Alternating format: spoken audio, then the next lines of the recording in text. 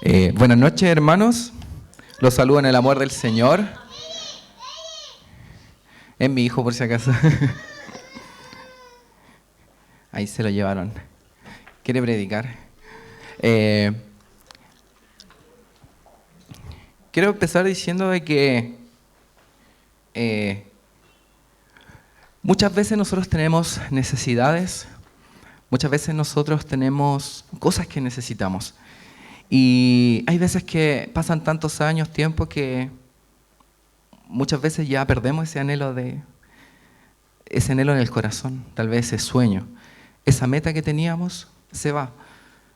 Y hay algo importante en la palabra de Dios que nos habla sobre esto, que nos habla sobre cosas que el Señor tiene para nosotros, que necesitamos, y que Él las da a su tiempo. Y muchas veces pensamos que el tiempo de nosotros es el mismo que el de Dios.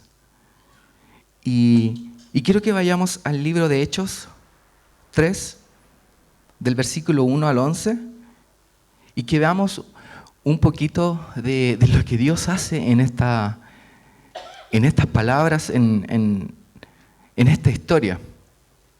Entonces, en Hechos 3, del 1 al 11,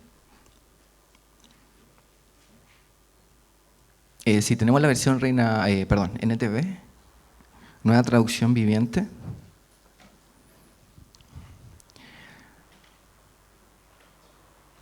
Ya. Lo leemos en el nombre de nuestro Señor Jesús. Amén. Dice, cierta tarde Pedro y Juan fueron al templo para participar en el servicio de oración de las 3 de la tarde. Mientras se acercaban al templo, llevaban cargando a un hombre cojo de nacimiento. Todos los días lo ponían junto a la puerta del templo, la que se llama Hermosa, para que pidiera limosna a la gente que entraba. Cuando el hombre vio que Pedro y Juan estaban por entrar, les pidió dinero. Pedro y Juan lo miraron fijamente y Pedro le dijo, míranos. El hombre lisiado los miró ansiosamente, esperando recibir un poco de dinero. Pero Pedro le dijo, yo no tengo plata ni oro para ti, pero te daré lo que tengo. En el nombre de Jesucristo de Nazaret, levántate y camina. Amén. Entonces Pedro tomó al hombre lisiado de la mano derecha y lo ayudó a levantarse. Y, mientras lo hacía, al instante los pies y los tobillos del hombre fueron sanados y fortalecidos. Amén. Se levantó de un salto, se puso de pie y comenzó a caminar. Luego entró en el templo con ellos caminando, saltando y alabando a Dios. Toda la gente lo vio caminar y lo oyó adorar a Dios. Cuando se dieron cuenta de que él era el mendigo cojo que muchas veces habían visto junto a la puerta hermosa, quedaron totalmente sorprendidos. Llenos de asombro, salieron todos corriendo hacia el pórtico de Salomón, donde estaba el hombre sujetando fuertemente a Pedro y a Juan. Cierra sus ojos, hermanos. Bendito Señor, bendito Rey. Reconocemos que necesitamos de ti, de tu sabiduría. Espíritu Santo, habla a nuestros corazones para que podamos entender tu palabra, para que la guardemos y la pongamos en práctica. Sabemos que solo tú eres el que puede abrir nuestra mente para poder recibir, Señor, lo que tú tienes hoy para nosotros. Pongo, Señor, a tu pueblo en tus manos, en el nombre de Jesús. Amén. Un poco del trasfondo: había llegado Pentecostés. Pedro había hecho una predicación excepcional. Se habían convertido 3,000 almas. Y luego el pueblo o los creyentes, la iglesia de Cristo, la iglesia primitiva, comenzó a trabajar, a vender sus cosas y a ser personas distintas, preocupándose del otro, preocupándose, consolando, como una iglesia perfecta, sin mancha, haciendo lo que Dios deseaba. Luego de que la iglesia ya estaba en un momento en que ellos ya eran hombres que entregaban todo por amor al reino y también por amor a su hermano, si es que lo necesitaba, vendiendo sus casas, vendiendo sus pertenencias, no importando nada sino más bien el bienestar del otro, preocupándose por los demás, orando por los demás. Y acá en el versículo 1 de Hechos, dice que cierta tarde, no sabemos si fueron semanas después, si fue al otro día, después de que ocurriera, pero cierta tarde Pedro y Juan fueron al templo para participar del servicio de la oración. Y en este caso a las 3 de la tarde. Según nosotros serían las 9 de la tarde, ¿ya? Y esto era donde se sacrificaba y se oraba. Y era una tradición muy común para los judíos, para los israelitas. Ir en la tarde, ¿cierto? Hacer sacrificios y también un momento de oración al Señor. También iban de muy temprano y también ofrecían sacrificios y oraban también al Señor. Y esto es algo muy importante porque más que una tradición, Dios quería de que al comenzar la mañana se presentaran delante de Dios y al terminar el día terminaran también con el Señor.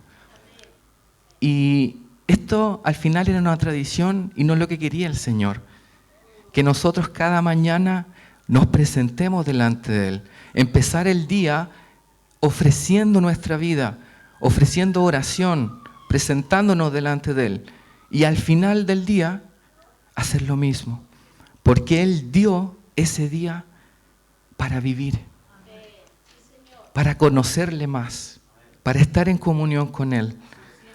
Y claro, muchos judíos israelitas iban por tradición, no es que hay que ir en la mañana a orar, hacer sacrificios, pero lo que quería Dios era que todo ese día sea para Él, preocupado de Dios desde principio a fin. Era un recordatorio hermoso de empezar la mañana y terminar el día junto a Dios.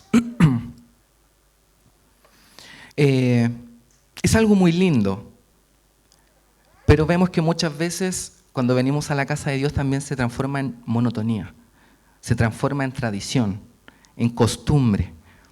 Pero el Señor, ¿qué es lo que quiere de nosotros? Que sea algo de decir, voy a ver a mi Señor, voy a estar con Él. No algo de, ¿verdad que tengo que ir a la iglesia? No, es un recordatorio de decir, Señor, tengo que ir a presentarme delante de ti. Y eso es algo hermoso, porque es algo que nos habla y nos dice, estas reuniones no son tradición, no es alguna costumbre, no es venir, por cumplir, sino un recordatorio de que amamos a Dios, de que debemos presentarnos delante de Él. Y esto es un significado muy bonito que tenían los israelitas, de presentarse delante del Señor. Y nosotros muchas veces nos olvidamos en la mañana, ¿cierto? Muchas veces nos levantamos tarde para ir al trabajo y en la micro no nos acordamos que debemos orar, o nos ocurrió un accidente y recién nos acordamos del Señor. Y la verdad es que el Señor quiere que nosotros estemos desde al comenzar la mañana orando, presentándonos, estando ahí, delante de Él, cerca de nuestro Dios. Este servicio que era a las 3 de la tarde, o en realidad a las 9 de la noche, en nuestro horario, concentraba a mucha gente.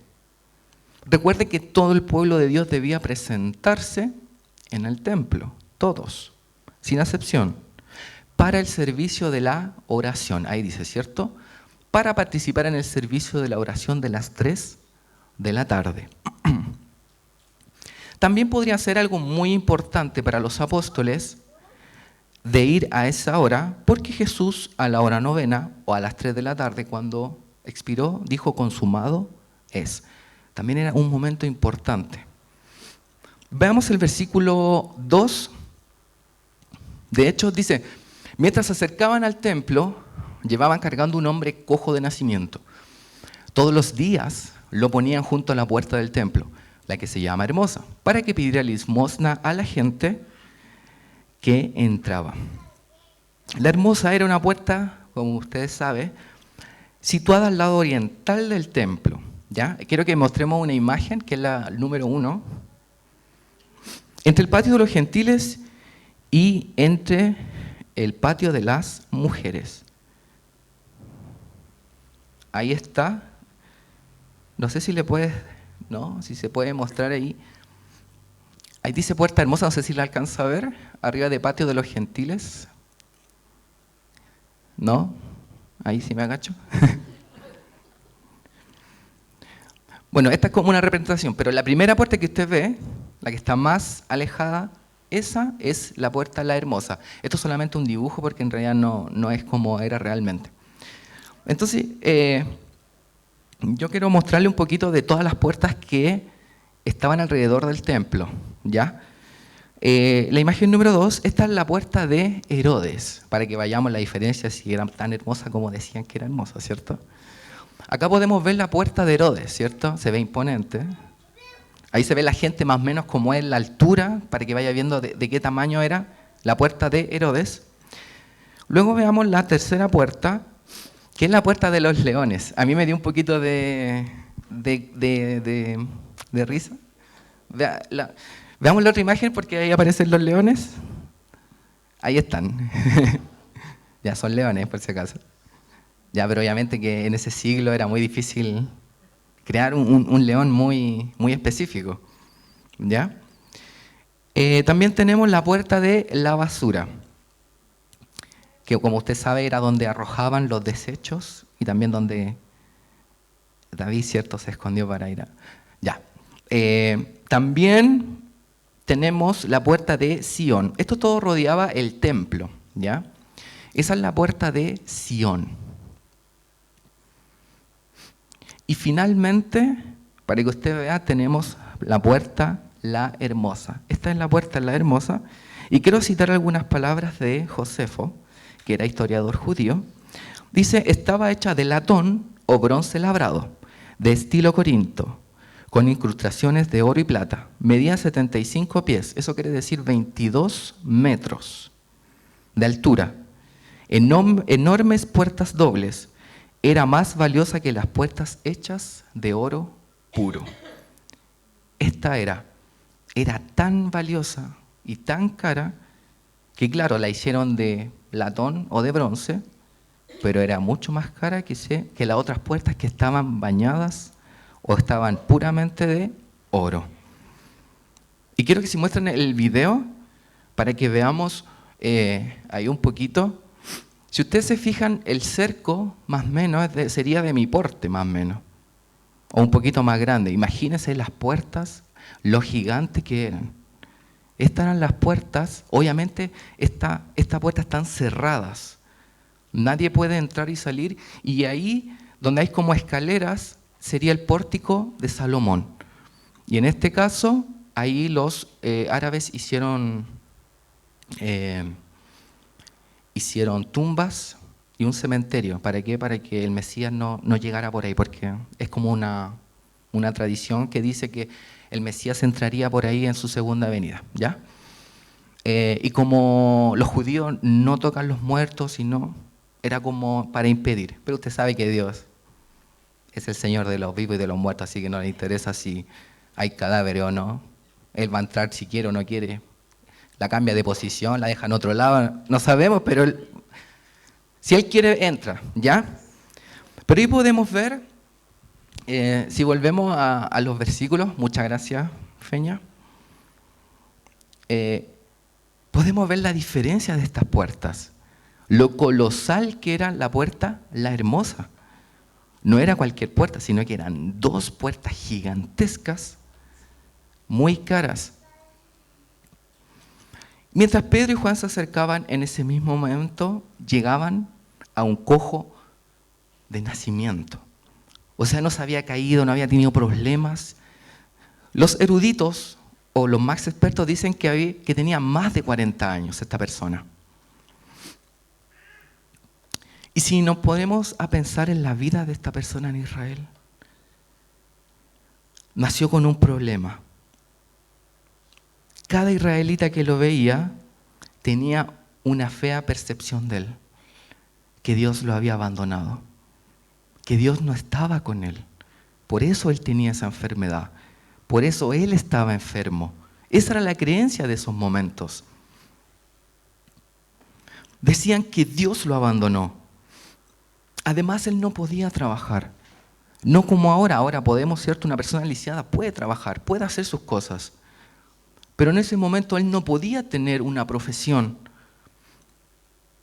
Tal vez los familiares lo ayudaban en el templo. Amigos, imagínense nacer, ser chiquitito, no poder caminar, tener ese problema, después ser adolescente,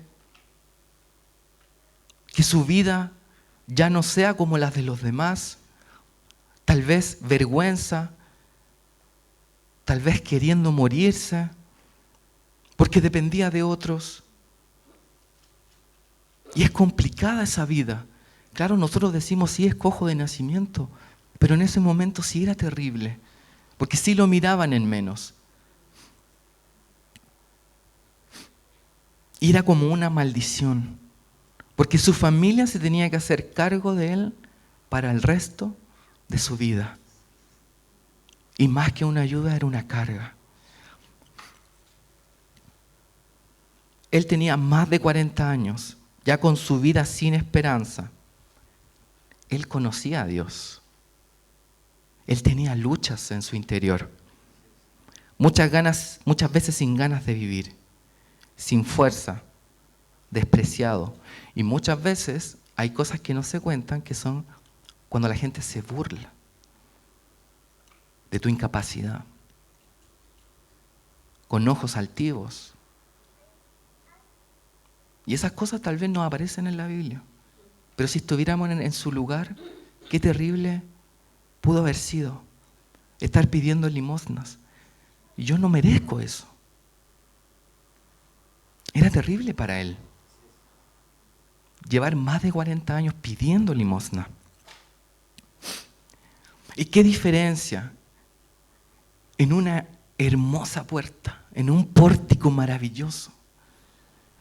Un paralelismo, una diferencia tan grande de ver una persona con su vida miserable frente a la entrada del templo más hermosa que había. Obviamente había más cojos, más personas enfermas.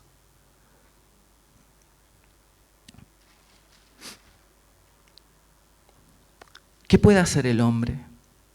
¿Se puede usted regenerar a sí mismo para volverse sano? Pero sí pueden hacer estas estructuras maravillosas que se jactan. Pero si pierden sus manos y sus ojos, ¿se pueden regenerar a sí mismos? Y vemos cómo en la vida nos asombramos de cosas que el hombre hace. Pero tal vez nuestra vida está solitaria, está en miseria, está sin ganas de vivir, está con vergüenza. Y muchas veces nosotros estamos así. Mira mi trabajo, mira lo que soy, lo exitoso, pero por dentro estamos solos, no tenemos consuelo. Y nuestra vida sigue. Pero por fuera, como esas tremendas puertas hermosas, somos hermosos, somos exitosos, pero por dentro somos como aquel cojo. Para el cojo era una gran oportunidad. ¿Por qué razón? Había mucha gente que iba al templo. Mucha, pero mucha gente. Y los judíos o los israelitas, para ellos era algo que era ya casi ley, darle limosnas a los pobres. Ojalá fuéramos así también los chilenos. Que sea obligación darle al pobre. Como cristianos. ¿Sabe lo que muestra eso? La generosidad. No muestra nada más. Amor por el prójimo. No que trabaje mejor. No sabemos su condición. Y mientras no sepamos, debemos dar. Hay muchas cosas que debemos aprender de estos israelitas. Tal vez era tradición, pero también debe ser tradición para nosotros actuar de esa manera. Veamos el versículo del 3 al 6. Cuando el hombre vio que Pedro y Juan estaban por entrar, les pidió dinero. Pedro y Juan lo miraron fijamente y Pedro le dijo, míranos. El hombre lisiado los miró ansiosamente, esperando recibir un poco de dinero. Pero Pedro le dijo, yo no tengo plata ni oro para ti, pero te daré lo que tengo. En el nombre de Jesucristo de Nazaret, levántate y camina. Cuando usted va en la calle y alguien le pide dinero, la forma en que usted no le quiere dar dinero es no mirándolo. ¿Sí o no? Usted le quita la mirada. No le voy a dar dinero. Que no me vea. No hay nadie en la casa. Que toque el timbre nomás, ¿cierto? No hay nadie. ¿Y qué hizo Pedro y Juan? Lo miraron fijamente, con amor. Tú también mereces respeto. También mereces mi mirada. También mereces que nos veamos iguales.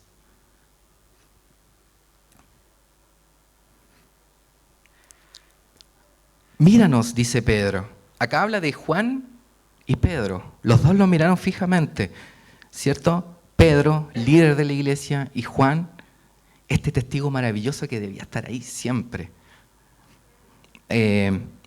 Míranos. ¿Y qué pasó con el cojo? Se puso ansioso, dice en los versículos, el 5, dice, y ansiosamente él esperaba recibir algo. Sí, me van a dar algo.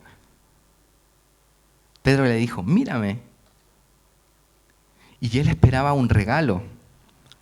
Tal vez esperaban buen dinero, ¿cierto? O cuando daba unos 1.000 pesos, sí. Se van felices, ¿cierto?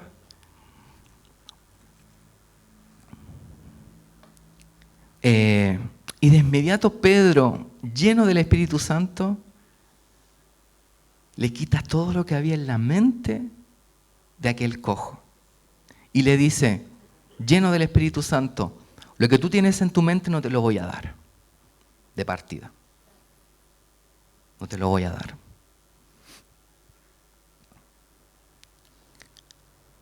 El cojo tenía una predisposición, recibir dinero, lo que sea, un regalito, lo que tú quieras, poquito.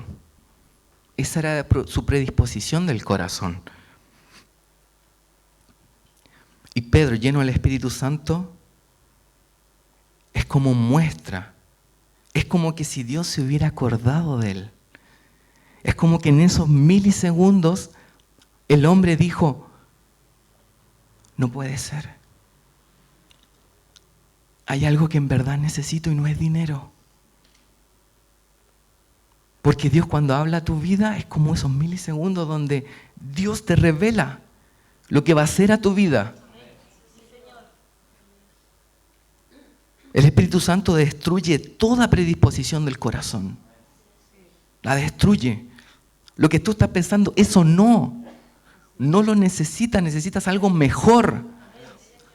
Y el Espíritu Santo dice, yo sé lo que es mejor para tu vida. Yo sé lo que tú necesitas. No lo que dice tu mente ni tu corazón. Y es como que todo se congela en esos momentos y Dios le decía, no es lo que tú quieres, te daré lo que necesitas. Lo que has esperado por años. 40 años has esperado. Un milagro. Has esperado tanto por tus sueños. Esos anhelos que Dios puso en tu corazón. Que muchas veces se fueron. Porque pasó tanto tiempo. Que ya uno se olvida.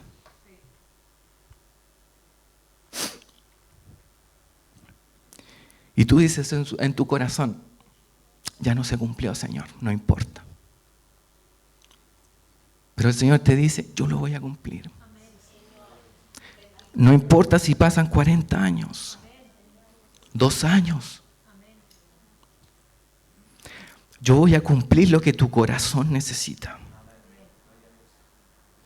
Ese sueño que siempre estuvo en ti, tal vez de predicarle a otros, de enseñar a otros, de evangelizar.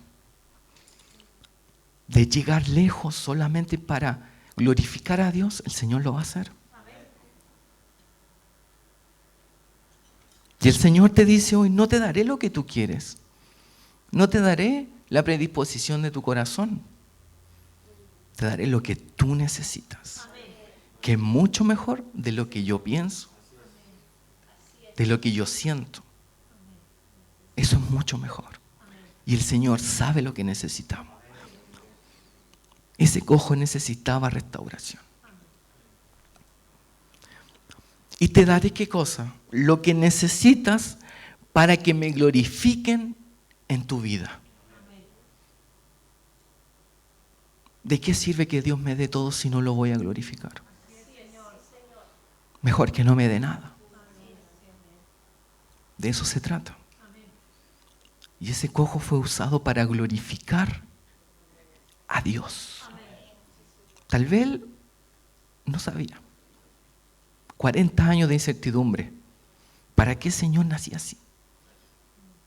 Debía haber muerto en el vientre de mi madre.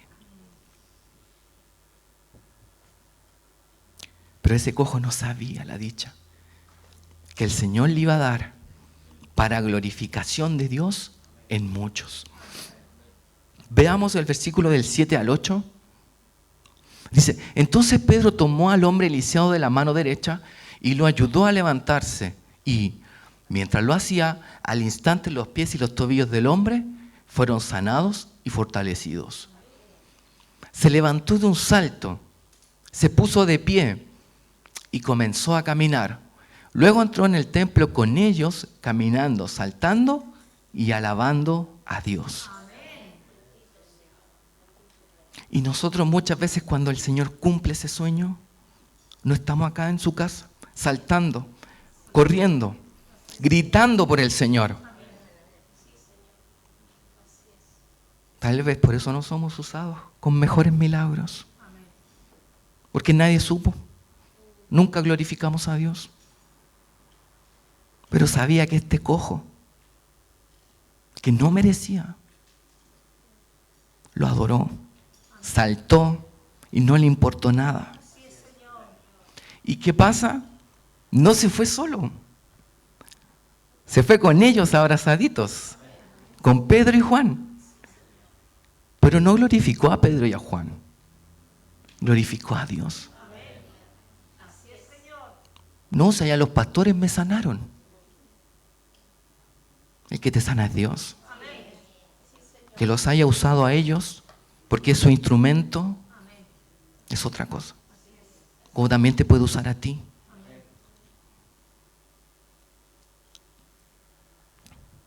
Y vemos cómo Lucas, en su profesión de médico, es certero en evidenciar el problema que había en aquel hombre. ¿Y qué era? Problemas en los tobillos. No era problema de caderas. Era un problema en los tobillos.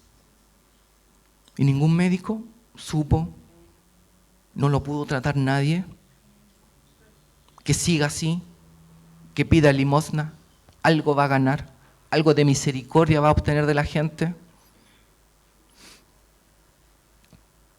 Nombrando claramente la parte que había con problemas, sus tobillos y pies.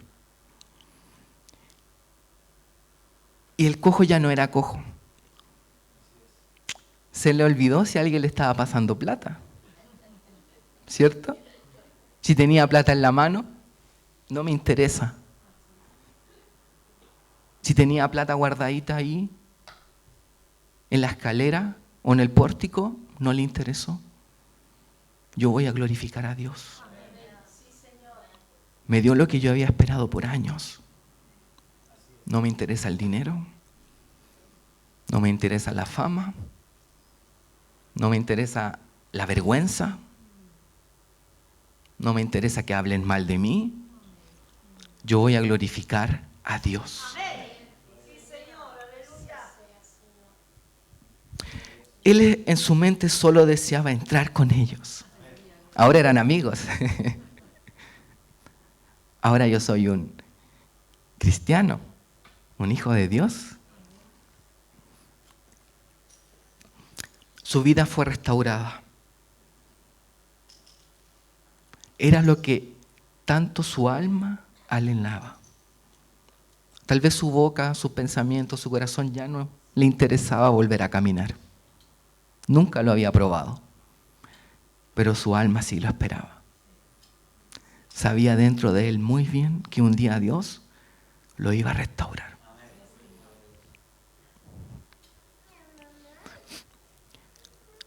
Y fue sanado. Unos dicen, él fue sanado de cuerpo, pero fue sanado más que eso. Fue sanado de su culpa. Muchas veces nos sentimos culpables. ¿Por qué soy así? Sentimiento de culpa, fue sanado de la vergüenza, de los lazos de la miseria. En un momento dejó la miseria y se convirtió en un hombre que podía proveer para su familia, aprender una profesión y glorificar a Dios saltando. Cuando de verdad sentimos que necesitamos algo, cuando lo perdemos. Pero cuando estamos sanitos, cuando estamos completos, prefiero dormir que ir a la casa del Señor. No es que yo trabajo, no es que me demoro mucho, no es que me hace mal no tomar 11.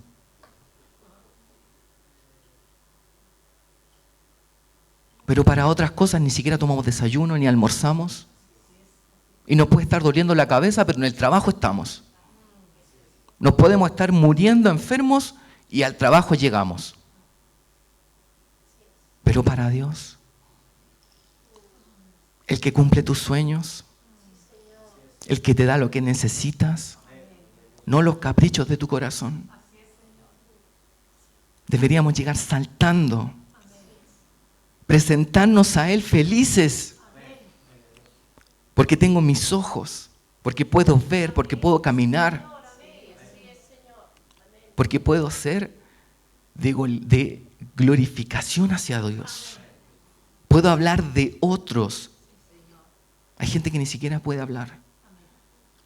Y hay gente que tiene problemas que cuando está muy nervioso, con otras personas tartamudea. Y nosotros nada de eso tenemos. Sanitos, sanitos. Ningún problema tenemos. Solo los que nosotros mismos provocamos.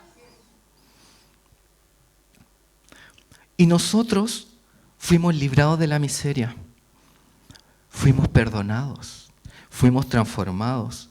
El Señor concedió todos nuestros sueños y va a seguir concediendo sueños que están en el corazón, que aún no se logran. Cosas que tú habías dicho, no importa, ya no lo voy a ver. El Señor lo va a volver a traer a tu mente y lo va a hacer lograr, porque te ama.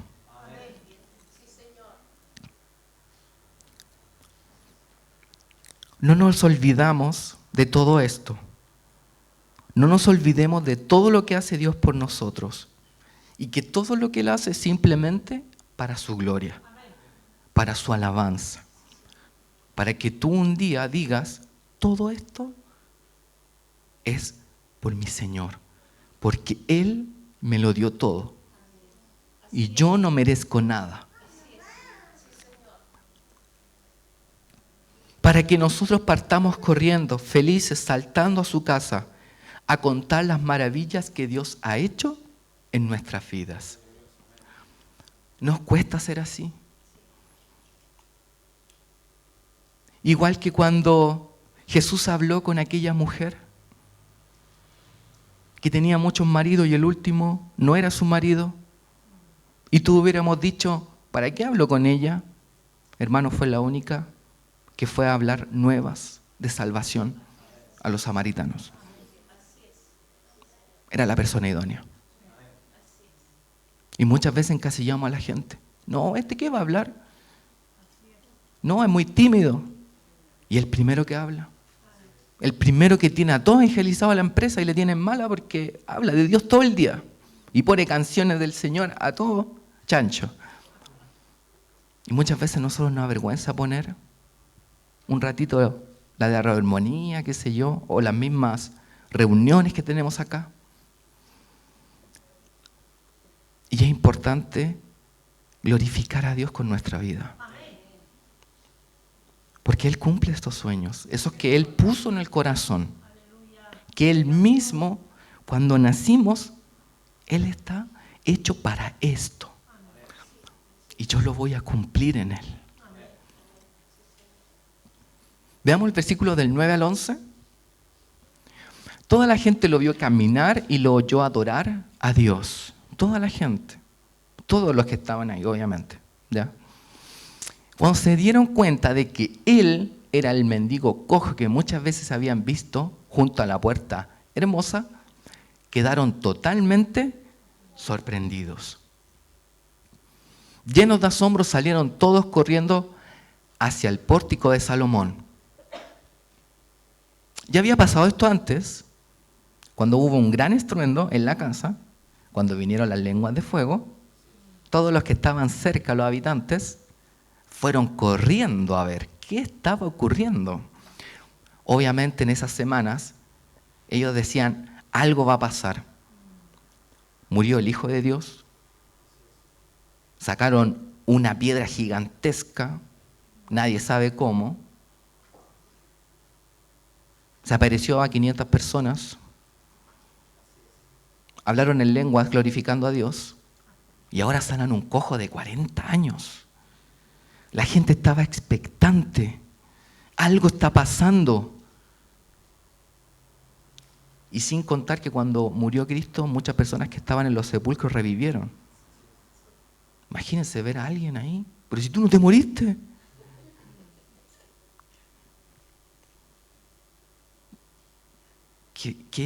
No sé, qué asombroso ver algo así. O ver a Lázaro caminando de vuelta. Si yo lo vi que estaba muerto, el día ya estaba hediondo, ya. No lo saquen mejor. Asombroso ver a gente que estaba muerta viva. Y esa gente estaba expectante de los milagros, porque no era cualquier hombre, era el Hijo de Dios, el que estaba obrando para nuestro beneficio, porque Él vino en nuestra ayuda y en nuestra salvación. Versículo 11 dice, llenos de asombro salieron todos corriendo hacia el pórtico de Salomón, a esa entrada gigantesca, donde estaba el hombre, mire, sujetando a quién, fuertemente a Pedro y a Juan. No me voy a soltar de ellos. Yo voy a aprender, yo voy a vivir lo que ellos viven.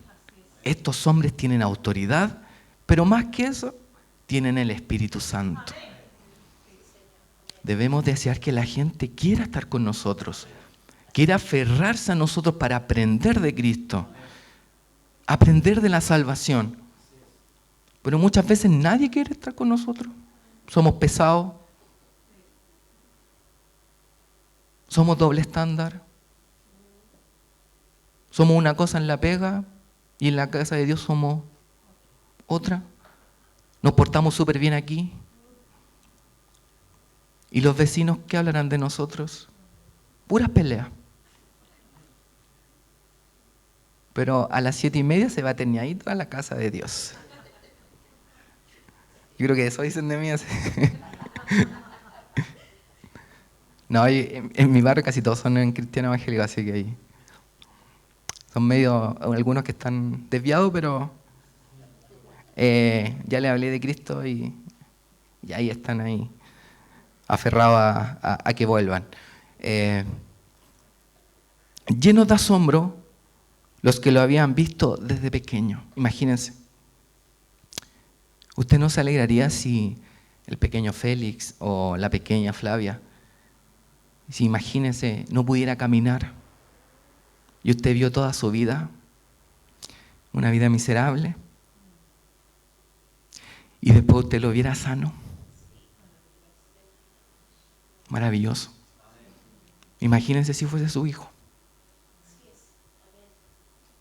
o su hermano. o su padre. Imagínense que este milagro no era cualquier milagro. Era un milagro conmovedor. Un milagro que a nadie lo iba a dejar indiferente. No, si son un cojo. Hace años, o tal vez él mintió. Como algunos que andan en las calles, ¿cierto? Y a las 8 se sanan. ¿Cierto? Cuando terminan el turno se van y están sanos. Este no. Era una realidad. Y eso es lo que hizo el Señor. Algo que nadie podía hacer por Él. Todos fueron corriendo al pórtico de Salomón. La gente estaba expectante. Muchas cosas sucedieron. Milagros, resurrección, Pentecostés. Ahora el milagro con Pedro. Y Dios nos dice, tienes todo. Tienes mi espíritu. Tienes que darle a la gente, no necesariamente dinero, no necesariamente ayuda, aunque debiéramos hacerlo sí o sí, porque eso demuestra nuestro compromiso con el Señor y cómo amamos a la gente. Pero tienes algo mejor que eso, tienes palabras de esperanza. Muchas veces pensamos que es solo triunfar en la vida. Terminar el estudio, llegar a una buena empresa, ganar muchos millones, tener mi casa. No es eso. Es entregar esperanza. Entregar estas palabras hermosas de vida. Porque ¿qué decir? ¿De qué sirve tanto lujo si mi alma se va al infierno? ¿De qué sirve? Debemos entregar esto maravilloso que nos dio el Señor, el Espíritu Santo. Su palabra, hablar de Él. Y si hay tiempo, hablamos de nosotros. Pero lo primero, nuestro Señor. Glorificar al que cambió mi vida. Al que me llevó desde la miseria a la riqueza. Tal vez no tengo el dinero de muchos ricos, pero tengo lo más importante. El Espíritu Santo, su salvación, el consuelo. Podemos orar por otros. Hermano, es difícil que alguien en una situación complicada a usted le diga que no ore por mí. Difícil. Lo primero que va a hacer, necesito ayuda. Ora por mí. Y lo último que hacemos por esas personas es orar por ellos. Y la oración es poderosa. Usted tiene consuelo. Usted tiene palabras sabias. Usted tiene la palabra en su corazón. Mucho más poderosa que cualquier limosna. Que cualquier abrigo. Que cualquier comida. Eso debemos entregar hoy. Entregar al Señor nuestra vida. Lo que somos. Y el Señor se va a gloriar en nuestras vidas. Cierra sus ojos, hermanos, vamos a orar. Señor Jesús, te agradecemos porque has sido tan bueno con nosotros. Nos has dado más de lo que necesitamos.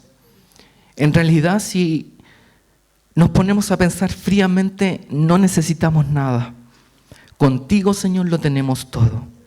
Ayúdanos, Señor, a entregar esto maravilloso que tú nos has dado, que es tu palabra, que es el Espíritu Santo, que es que conozcan a Jesús, al Cristo, al consumador de la vida, al que hace que nuestros sueños se logren, al que hace que eso que estaba en nuestro corazón pueda lograrse. Eso que muchas veces por años quisimos hacer y que lo dimos por perdido, el Señor lo puede volver a traer. Gracias, Jesús, porque tú eres el que hace estas cosas maravillosas. Y con humildad nosotros deseamos que tú seas glorificado en nuestras vidas. Que todo lo que tú hagas por nosotros, aquellos pequeños y grandes triunfos, no seamos nosotros los que seamos glorificados ni honrados, sino que tu nombre, tu Espíritu Santo y amado Dios sea glorificado en nuestras vidas.